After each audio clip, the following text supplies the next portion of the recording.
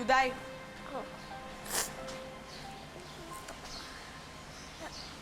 Para sa akin po yan?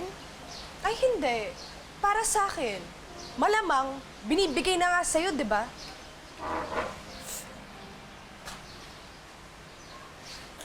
Thank you po. O bakit parang ayaw mo? Hindi naman po. Naalala ko lang po kasi si Mami. Mami na naman? Hindi ba tayo pwede mag-usap ng hindi ka mami ng mami dyan? Kasi po binigyan din po ko ni Mami ng teddy bear. Pero sinunog po ni Tita Hilde. Tama lang na ginawa niya yon. Alam mo, Duday, naiintindihan ko yung Tita Hilda mo eh. Kasi nakakainis ka, ang arte-arte mo. Sino ba namang hindi magagalit sa'yo, ha?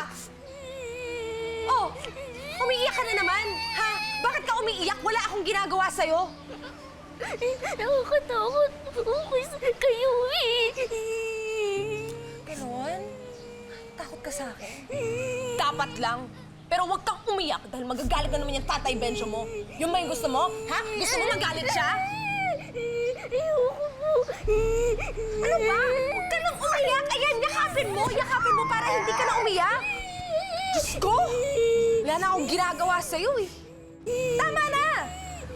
Yakapin mo, huwag kang umiyak! Arte-arte mo? Di ka titigil? Ha? Sige, huwag kang tumigil. Umiyak ka. Umiyak ka. Yun yung gusto mo, di ba? Umiyak ka. Arte-arte mo? Tama na! Ano ba? Hoy, tumingin ka nga sa akin.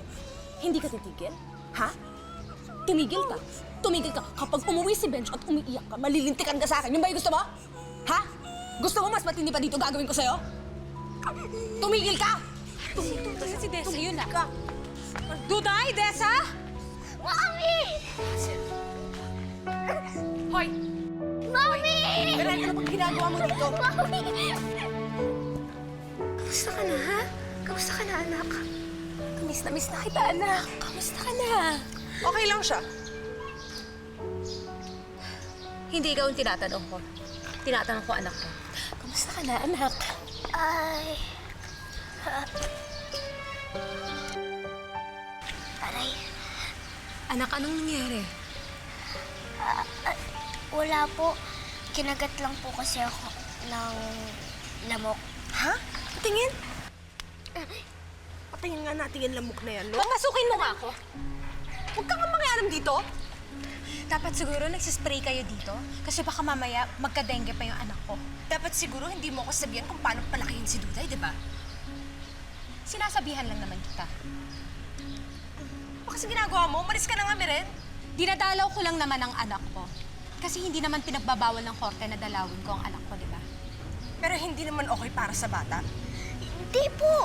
Gusto ko nga po na nandito po lagi si Mami. Okay na okay po sa akin yun. Miren, paano naman mag-a-adjust si Duday kung lagi kang pakalat-kalat sa labas ng gate namin? Diyos ko, bigyan mo naman ng pagkakataon na magsama si Duday at yung tatay niya. Hindi yung lagi ka nandyan nakabuntot parang aso. Nakakahiya. Tessa, huwag mo awayin si Miren. Hoy, hindi kita kinakausap, di ba? Pwede ba? Umalis na nga kayo. Alis! Alis! Alis! Pwede ba huwag mo ko itulak? Tita Desa,